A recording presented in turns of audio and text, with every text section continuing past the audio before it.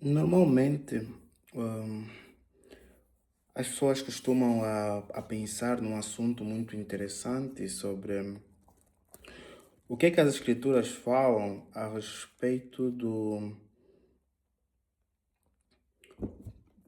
confessar pecados e pedir perdão a Deus pelos pecados que nós cometemos. E é interessante nós vermos aqui alguns versículos que tratam sobre este assunto, porque isso poderá nos dar muito mais luz a respeito do que nós entendemos nas Escrituras, porque nós precisamos ter luz no assunto. E primeiro é que nós não encontramos um versículo na doutrina dos apóstolos que fala sobre pedir perdão a Deus pelos nossos pecados quando pecamos, ok? Uma vez que nos tornamos cristãos, vou dizer assim, nós não temos nenhum versículo nas Escrituras que dizem, que nos ensinam sobre o pedir perdão a Deus. Nós, os filhos de Deus, já temos nossos pecados todos perdoados.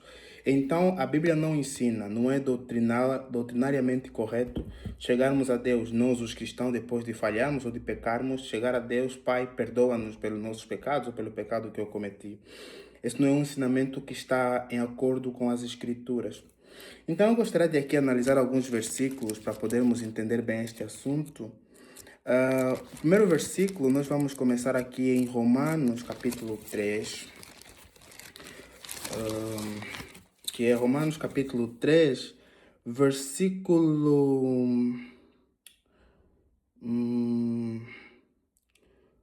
Romanos, capítulo 3, versículo 25, ok?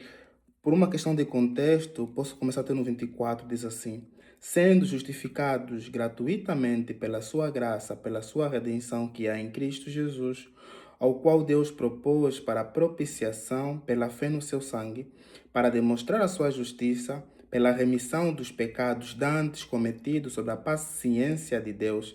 Versículo 26, para a demonstração da sua justiça nesse tempo presente, para que ele seja justo e justificador daquele que tem fé em Jesus. Esse versículo de Romanos, Paulo, quando estava a falar sobre sermos justificados, né, gratuitamente, Paulo fala sobre a bondade, a misericórdia, o amor e a paciência de Deus. Porque nós sabemos que Deus é longânimo, que Deus é misericordioso, que Deus é bom, que Deus é paciente, que Deus é, nesses aspectos, né, nesse caráter, ele tem 100% disso. E aqui o versículo traz um assunto muito importante, porque ele vem dizer assim: ao qual propôs para propiciação pela fé no seu sangue, para demonstrar a sua justiça pela remissão dos pecados dantes cometidos, sob a sua paciência. Aqui traz o tema sobre a paciência de Deus e a propiciação. O que é isso? Então, está-se a falar sobre os pecados, né? Porque nós sabemos que Cristo, na cruz, morreu para levar sobre si todos os nossos pecados. E aqui nesse versículo 25, traz um assunto importante, está a dizer que todos os pecados que foram cometidos dantes, ou seja, é como se Paulo tivesse fazer assim, coloca aqui a cruz no meio, antes da cruz e depois da cruz. E antes da cruz nós vemos que tem, né? Os santos do Antigo Testamento e depois da cruz tem os santos do Novo Testamento. Então, aqui no versículo 25 fala sobre os pecados de Moisés, de Adão, de Eva, de Jacó, de Abraão, fala do pecado de Sara, fala do pecado de Metusalém, fala do pecado de Abel, fala do pecado de Ló, fala de todos os pecados de todos os santos que passaram no Antigo Testamento. E mostra-se que esses mesmos pecados dos santos do Antigo Testamento não foram julgados antes, lá naquela altura. Por quê? Porque Deus, com paciência, julgou isso, é como se Deus tivesse guardado os seus pecados e julgou em Cristo. Por quê? Porque se nós vermos em Hebreus, Hebreus nos ensina que o sangue de touro, né, ou o sangue derramado, aquele sacrifício que era feito para a remissão dos pecados, não era completamente eficaz, não era 100% perfeito, não era único. Por isso é que era sempre repetido para fazer aquilo. Mas Deus, então, precisava julgar aquilo de uma vez por todas. Como não havia ninguém naquela altura perfeito, 100% santo e justo para poder ser imputado todos os pecados, Deus então com paciência guardou e julgou esses pecados do Antigo Testamento, né? Do Antigo Testamento em Cristo. Depois Paulo fala no versículo 26 para demonstração da sua justiça nesse tempo presente, para que ele seja justo e justificador daqueles que têm fé em Jesus. O que significa isso? O tempo presente, vamos colocar depois da cruz. Então, é Paulo falar neste tempo presente, depois da cruz. É eu, Caxilembe, hoje também falar neste tempo presente, atualmente. O que significa? Que todos os pecados foram julgados na cruz. Tanto os pecados do Antigo Testamento, tanto o pecado da época que o Senhor estava a ser crucificado, como também daqueles que nasceriam depois, que é Paulo, que somos nós hoje. Todos esses pecados foram julgados. Então, nossos pecados todos foram julgados em Cristo, né? Lá na cruz. Deus, então, julgou o pecado, né, lá na cruz, no Senhor Jesus Cristo. O que nós vamos tirar aqui de aprendizado nesse assunto? É que tanto os pecados passados, os pecados presentes e os pecados futuros foram todos julgados na cruz.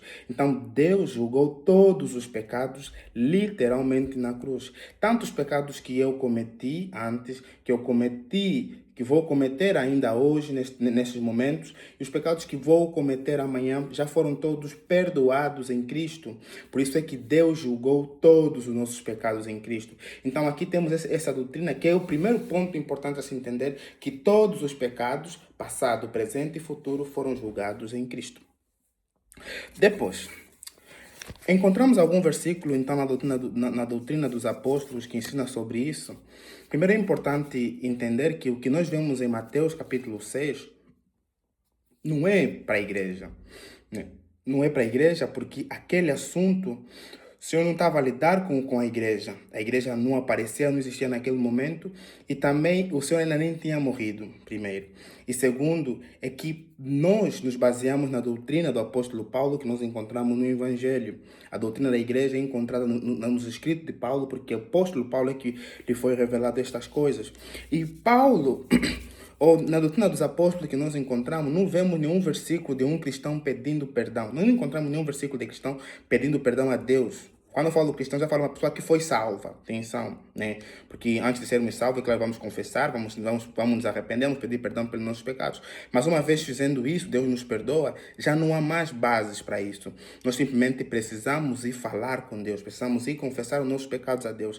Isso é como se nós tivéssemos, já temos uma fonte de perdão, né? Aí vamos falar com Deus e Deus então nos perdoa. O versículo que eu quero usar aqui é o que o apóstolo João escreve, né? Que é 1 de João, capítulo 1, versículo 9. Se confessarmos os nossos pecados, Ele é fiel e justo para nos perdoar os pecados e nos purificar de toda a injustiça. Repare que aqui nesse versículo fala se confessarmos. Não pedimos perdão, mas se confessarmos os nossos pecados, Ele é fiel e justo para nos perdoar os pecados. Basta confessarmos que Ele nos perdoa. Um outro ponto que eu quero trazer aqui para entendermos isso, vou fazer aqui como princípio, é o que aconteceu lá no Antigo Testamento, em Êxodo, né? Êxodo, temos aqui uns versículos importantes, só que ver aqui algumas notinhas. Êxodo capítulo 17, versículo 6, que diz, né? Eis que eu estarei ali, e tu ferirás a rocha, e dela sairão água, e o povo beberá. E Moisés assim o fez diante dos olhos dos anciãos de Israel. Aqui nós temos um assunto bom, né? Pronto, então o povo estava no deserto, estava com muita sede, e então no versículo 2 o povo começa a contender, né, com Moisés, e eles reclamam, dizer, dá-nos água para beber, e Moisés lhe disse, por que contendes comigo? Por que tentas o Senhor?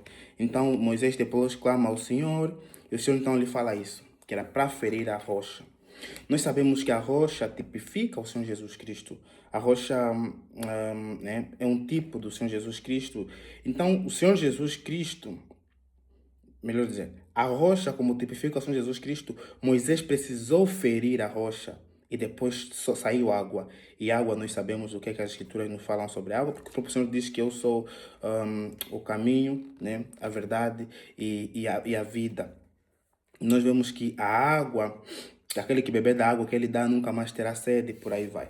Então, aqui nesse versículo, nós sabemos que água tipifica o próprio Senhor Jesus Cristo também. E o povo, como o Senhor na rocha, como nós vemos aqui, o Moisés fere a rocha, e a rocha fala do próprio Senhor. Moisés falou com a rocha e saiu, desculpa, feriu a rocha e saiu água.